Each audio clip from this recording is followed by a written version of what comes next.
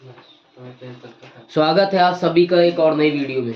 इस वीडियो में हम 3 महत्वपूर्ण जीवन परिचय समझाने वाले हैं जो कि पद्यांश से हैं। ये जीवन परिचय आपके 18 फरवरी को जरूर आएंगे, तो आप सभी लोग इस जीवन परिचय को अच्छे से कॉपी में लिखें और तैयार कर लें। और आप लोग वीडियो स्किप नहीं करिएगा, हमारे साथ बने रहिएगा। अगर आप हमारे साथ बने रहेंगे तो आपको हर चीज़ समझ में आने वाली है, और अगर आप वीडियो स्किप कर देंगे तो आपको कुछ समझ में नहीं आएगा। और अब समय बहुत ही कम बचा है, आज 15 तारीख हो गई है, 3 दिन बाद आपकी परीक्षा है। तो आप लोग बहुत ही ध्यान से इसे अच्छे से याद कर लें और इसे बार बार लिख करके रिवीजन करें, ताकि आप ये देखें कि कहीं आपके अंदर अभी कोई कमी तो नहीं रह गई, कुछ ऐसी चीज़ तो बाकी नहीं रहेगी जो हमें याद करना है। तो बहुत ही अच्छे तरीके से आपको इसे याद करना है, ठीक है? समझ में बात आ रही है?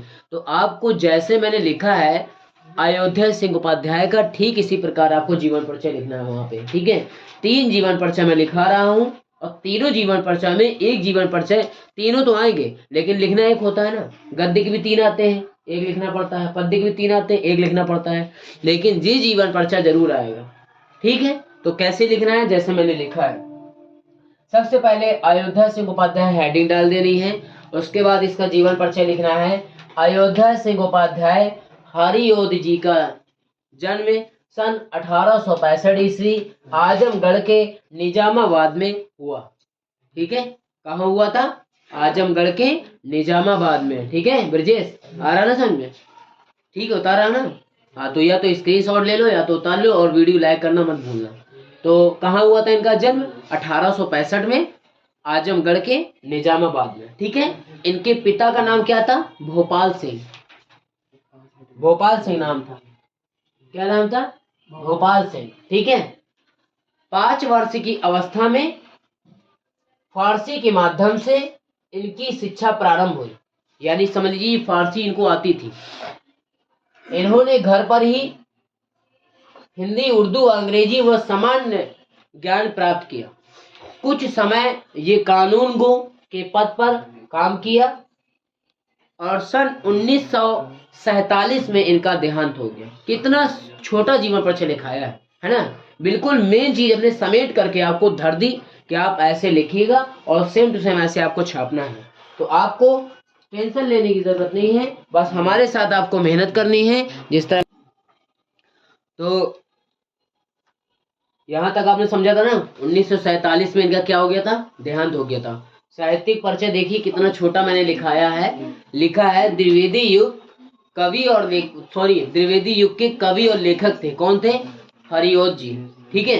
हरियोध जी ने खड़ी बोली को एक नया रूप प्रदान किया, और इनकी जो कृतियां हैं वो मैंने लिख दी हैं। प्रिय प्रवास, चौबे, चौपादे, प्रेम गाथा और प्रेम पुष्पकार, ये इनकी कृतियां हैं। तो आप इन्हें लिख लें, आप भी इन्हें लिख लें। आगे कल आपको इसका टेस्ट देना है, उतार लीजिए, ये सब आपके काम आएंगे। आप बहुत अच्छे से तैयारी करिएगा और पेपर बहुत ध्यान से दीजिएगा। जब आप संतुष्ट हो जाएं तभी कुछ प्रश्नों का उत्तर दीजिएगा, नहीं संतुष्ट हो तो उसे बाद में करिएगा, ठीक है? लेकिन पहले आपको कॉपी में उन चीज़ों को करना है जो आपको अच्छे से तैयार हैं, ये बात ध्यान रखिएगा।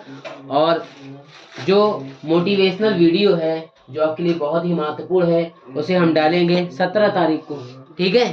तो आप लोग उतार लीजिए। देखो, पहला जीवन परिचय संपूर्ण हुआ था, लिखा दिया था। दूसरा जीवन परिचय महत्वपूर्ण है, इसे भी देखें। किसका जीवन परिचय है? जयशंकर प्रसाद का। तो आप हेडिंग वैसे डालिएगा जैसे मैंने आपको पहले बताया। हेडिंग डालने के बाद लिखिएगा जयशंकर प्रसाद का जन्म काशी के सुंगनी साहू के वैश्य परिवार में सन 1889 ईस्वी में हुआ था। इनके दादा का नाम शिवरत्न साहू और पिताजी का नाम देवी प्रसाद साहू था। घर पर ही इन्होंने क्या किया बेटा? अंग्रेजी, हिंदी, बांग्ला, अंग्रेजी, हिंदी, बांग्ला और उर्दू, ठीक है? उर्दू भी पढ़ी थी इन्होंने, उर्दू, फारसी और संस्कृत सारी भाषाएं इन्होंने घर पे ही पढ़ी थी। आदि भाषाओं का गहन अध्ययन किया। आदि भाषाओं का गहन अध्ययन किया। आदि भाषाओं का गहन अध्ययन किया। ठीक है, कितना शॉर्ट लिखाया देखिए। आखिरी में अब हम लिखा रहे हैं 15 नवंबर 1937 को काशी में निधन हो गया। ठीक है, 15 नवंबर 1937 में काशी में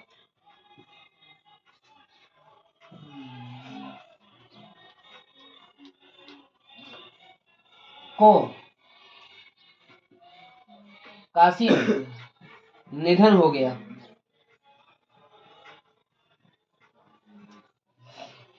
ठीक है, समझ में आया नहीं आया? बताओ बेटा, कितना सारा लिखा है, बताओ जल्दी। उसके बाद आप साहित्यिक परिचय में लिखिएगा जयशंकर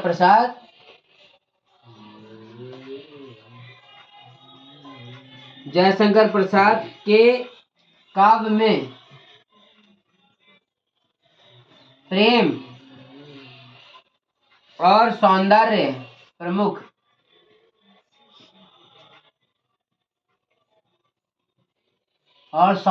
प्रमुख विषय रहा। साथ में ही उनका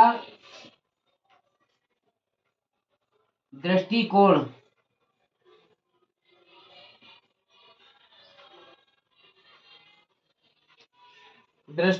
मानववादी है। मानवतावादी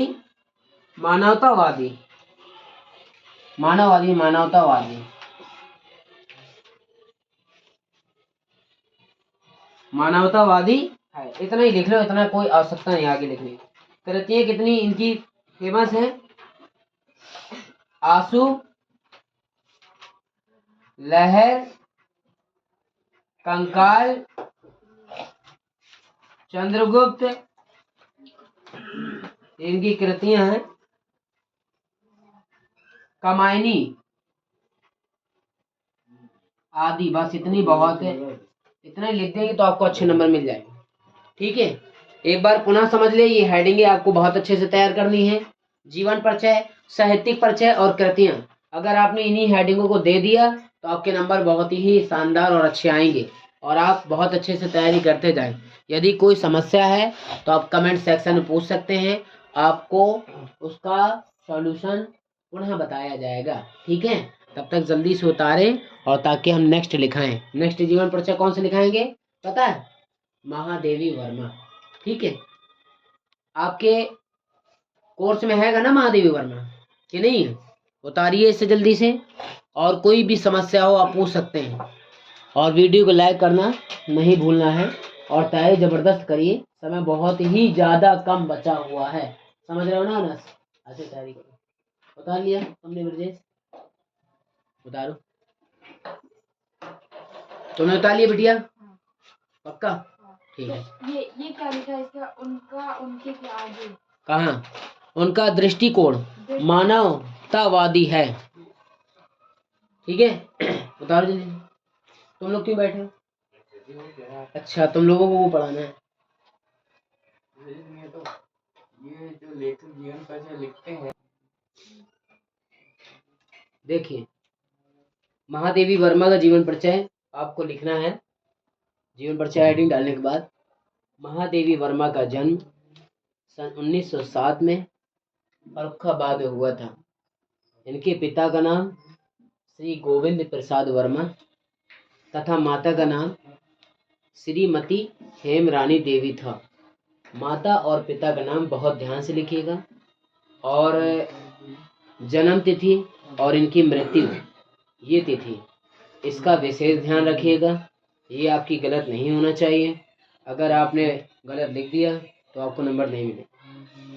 ठीक है, बाकी चीज़ें तो आप बना सकते हैं जीवन परिचय में, लेकिन मृत्यु तिथि और जन्म तिथि नहीं आप बना सकते हैं। वो जो लिखी होगी बुक में, किताब में, वही आपको लिखनी पड़ेगी। ये बात विशेष ध्यान रखें।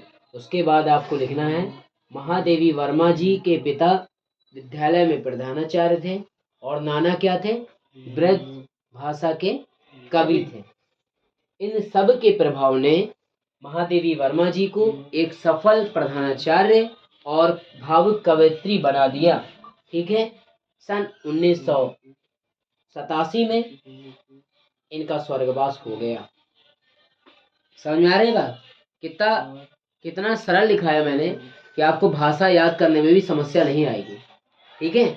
मैंने लिखावट के समय, लिखने के समय इस बात का ध्यान रखा है कि आपको याद करने में किसी भी प्रकार की समस्या ना आए, इसलिए शब्दों को बहुत ही सरल बना दिया। ठीक है। शब्दों को बहुत सरल बना दिया और ये सरल शब्द आपके मस्तिष्क में बैठ जाएंगे। तो आपको सिर्फ अच्छे से तैयार कर लेना है। और यही तीनों जीवन परिचय थे जो आपके बोर्ड परीक्षा यानी 18 फरवरी को जरूर आएंगे। आप ट्रस्ट रखें। आप जब बोर्ड परीक्षा दे के आएंगे तो आप हमें कमेंट सेक्शन में जरूर बताइएगा कि ये जीवन परिचय आपके बोर्ड में आए कि नहीं आए। बताएंगे ना? पक्का कमेंट में जरूर बताइएगा कि हाँ यही आया था जो आपने बताया, ताकि हमें भी प्रसन्नता होगी कि हमने मेहनत करी और उस मेहनत का श्रेय आपको मिला। ठीक है। तो उसके बाद साहित्यिक परिचय लिखिएगा कि महादेवी वर्मा जी साहित्य और संगीत के अलावा चित्रकला में भी रुचि रखती थी। ठीक है। यानी ड्राइंग बनाने नहीं आता था। साहित्य की सेवा करने के लिए भारत सरकार ने इन्हें पद्म विभूषण की उपाधि से अलंकृत किया, यानी इन्हें दिया। एक लाइन मैंने और नहीं लिखा है, उसे आप इसके बाद लिख लीजिएगा और सुन लीजिए अच्छे से। क्या लाइन थी ये? लाइन ये थी कि सन 1983 में इन्हें ज्ञानपीठ पुरस्कार और भारत भारती पुरस्कार देकर सम्मानित किया गया। सन 1983 में। ठीक है। इनको सम्मान दिया गया और सम्मानित किया गया। उसके बाद आप इनकी कृतियाँ लिख लीजिएगा। अतीत के चलचित्र, स्मृति की रेखाएं आदि। और भी चीज़ें लिखना है तो लिख दीजिएगा, लेकिन जो मैंने लिखाया है ये आपके नंबर आने के लिए पर्याप्त है। ठीक है। तो आप इन तीनों जीवन परिचयों को अच्छे से तैयार करिए और अपनी तैयारी करते रहिए। और एक बात विशेष ध्यान रहे कि जीवन परिचय आपके 3 आएंगे, जिसमें से आपको 1 लिखना है। ठीक है। ये बात विशेष से आप सभी लोग सुने और इसे जल्दी से उतारे कि 3 जीवन परिचय आएंगे ना, उसमें से 1 लिखना है। ठीक है। जब 3 जीवन परिचय आ रहे हैं और 1 लिखना है तो क्या करना पड़ेगा? उसी को लिखिएगा जो आपको अच्छे से याद हो। सुनो बेटा, उसी जीवन परिचय को लिखिएगा कॉपी में जो आपको अच्छे से याद हो। ठीक है। सुन लिया? कौन सा जीवन परिचय लिखोगे? वही जीवन परिचय आपने लिखना है जो आपको अच्छे से याद। जो याद नहीं है उस पर आपका समय बर्बाद ना करिएगा। जीवन परिचय वही लिखिएगा जो आपको अच्छे तरीके से याद हो। ठीक है। तब तक अपनी तैयारी करते रहें। अगली वीडियो मिलते हैं। ठीक है।